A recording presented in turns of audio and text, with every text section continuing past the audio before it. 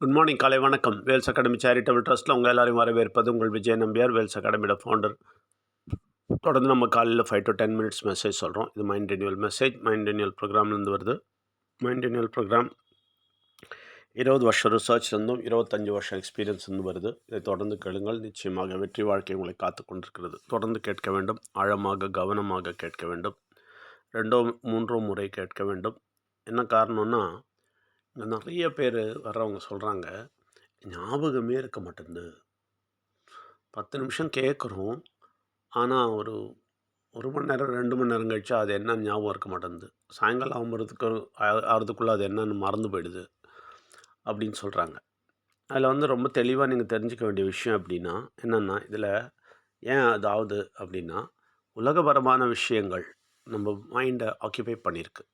ரைட்டுங்களா? அந்த மைண்டு அதில் கொஞ்சம் அட்ராக்டடு. நான் உலகபரமான விஷயம் ஒன்று சொன்னேன்னு வச்சுங்களேன், அது நிச்சயமாக உங்களுக்கு 10 நாளில் 10 மாதம் ஆனாலும் ஞாபகம் இருக்கும். உலகபரமான ஒரு இன்ட்ரெஸ்டிங் கதை மாதிரி எதனா சொன்னேன்னு வச்சுங்க, அது நல்லா ஞாபகம் இருக்கும். ஆனால் இது பாருங்கள், இது ஆன்மீக விஷயம். அது மாத்திரம் இல்லை, இது உண்மை. இது பயங்கர ஆழமான விஷயம், நன்மை பயக்கும் விஷயம். அதனால் இந்த மைண்ட் அதை எடுக்காது. கெட்ட சக்தி என்ன பண்ணும், உங்களை அந்த மைண்டில் இதை எடுக்க விடாமல் பண்ணிவிடும். அதனால் தான் நீங்கள் ஆன்மீகத்தில் வளர இந்த ப்ராக்டிக்கல் ஸ்பிரிச்சுவாலிட்டியில் வளர நிறைய பலம் எடுக்க என்ன ஆகிடும், அப்புறம் நீங்கள் எல்லாம் தெளிவாக ஞாபகம் வச்சுப்பீங்க. நிறைய பேரை நாங்கள் பார்க்குறோம், நார்த் இந்தியாவில் கூட 3 வருஷம் ஆனவங்க கூட இருக்கிறாங்க. அவங்களாம் ரொம்ப தெளிவாக இருக்கிறாங்க. என்ன சொன்னாலும் 1 வாரம் கழிச்சு கேட்டாலும் சொல்லுவாங்க, அன்றைக்கி என்ன சொன்னேன் அப்படின்னா, இந்த விஷயத்தை பற்றி என்ன சொன்னேன் அப்படின்னா தெளிவாக சொல்லுவாங்க, பதில் சொல்லுவாங்க. அப்படியேன்னா அவங்க அந்த ஸ்பிரிச்சுவாலிட்டியில் கொஞ்சம் டெவலப் ஆகி முன்னாடி வந்திருக்கிறாங்க. நம்ம புதுசாக வந்தபோது நமக்கு இது தெரியாது. ஏன்னா உலக விஷயங்கள் தான் நம்ம கேட்டுகிட்டே இருந்திருக்கிறோம், உலக காரியங்கள் கேட்டுகிட்டே இருந்திருக்கிறோம். நம்மளால 20 வருஷம் ரிசர்ச்சும் 25 வருஷம் எக்ஸ்பீரியன்ஸ் சொல்லும்போது அது வேறு ஒரு உலகம் பாருங்கள். அப்போ அந்த விஷயங்கள் இந்த உலகத்தில் சீக்கிரம்லாம் எடுக்க முடியாது.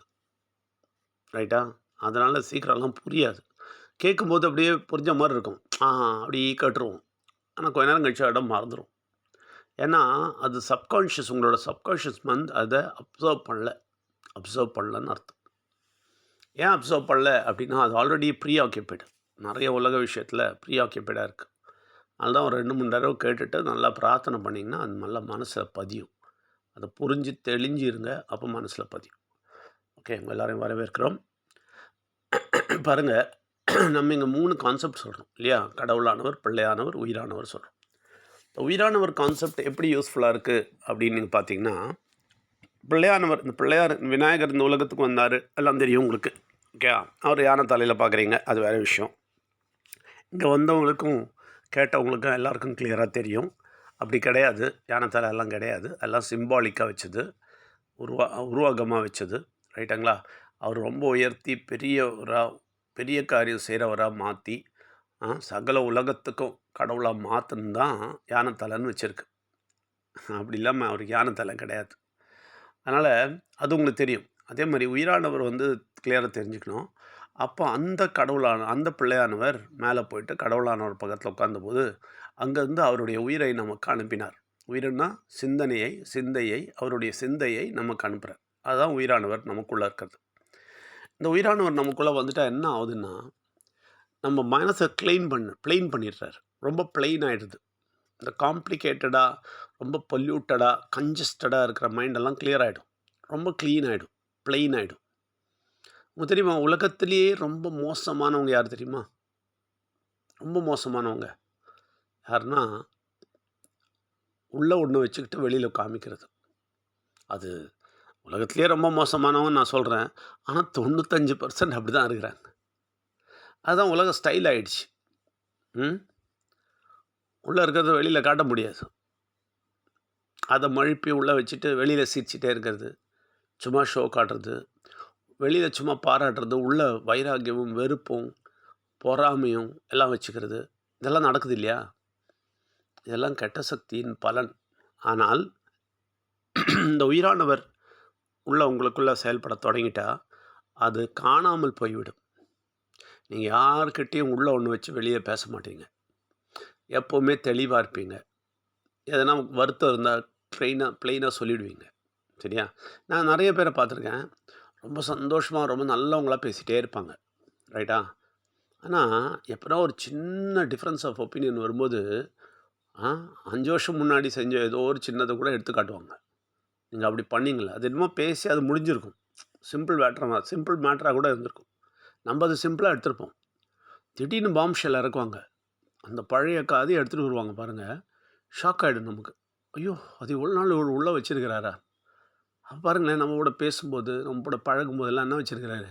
அந்த பழைய விஷயத்த அப்படியே உள்ள வச்சிருக்கிறாரு. இதுதான் குரூரமான ஆளுகள். ரொம்ப ரொம்ப ரொம்ப கொடுமை. இந்த இந்த மனுஷங்கிட்ட இருந்து தூரம் ஓடி போயிடணும். அப்படி பார்த்தா 95% கிட்ட ஓடணும் நீங்க. ஆனா நம்ம அவங்க சொல்றது தானே கேட்குறோம். அவங்க சொல்ற சடங்கு சம்பிரதாயம் செய்யணும். ஐய்யய்யோ! அதெல்லாம் செய்யணும், அதெல்லாம் செய்யணும்னு யார் கூட ஒட்டிட்டு இருக்கோம்? அவங்க கூட தான் ஒட்டிட்டு இருக்கோம். யார் கூட? உள்ள ஒண்ணு வச்சு வெளியில பேசுறவங்க கூட.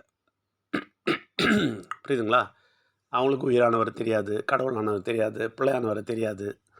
அவங்க உலக ஸ்டைல்லயே வாழ்வாங்க. அதனால உள்ள ஒண்ணு வச்சுட்டு வெளியில அப்படியே பேசிட்டே இருப்பாங்க, மழுப்பிட்டே இருப்பாங்க. ஒரு மாரி சந்தோஷமா, நல்லபடியா இருக்கிற மாரி இருப்பாங்க. ஆனா உள்ள வேற மாரி உங்கள பத்தி நெனச்சுட்டு இருப்பாங்க. இந்த மாரி ஆளுங்கலாம் ரொம்ப ரொம்ப டேஞ்சரஸ் ஆளுங்க. ஆனா அவங்க தான் நம்ம உலகத்தில நம்மள சுத்தம் அவங்க தான் இருக்கிறாங்க.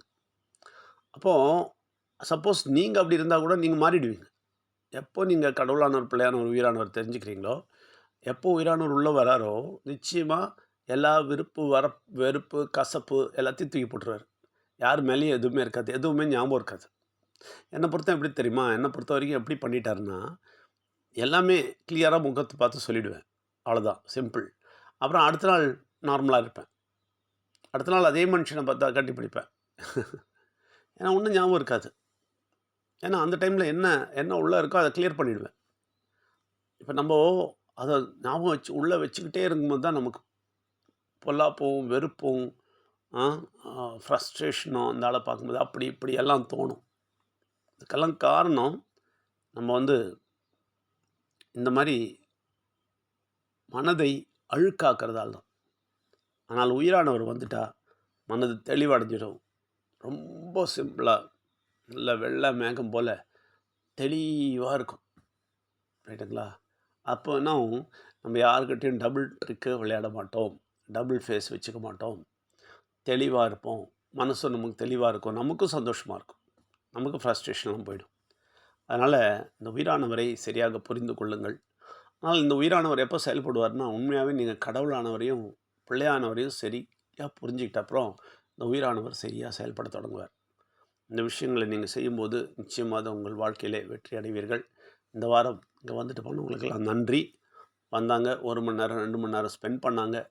ஆ நெறைய விஷயங்கள தெரிஞ்சுக்கிட்டு போயிட்டாங்க. நீங்களும் அந்த மாரி செஞ்சீங்கன்னா நல்லாயிருக்கும்.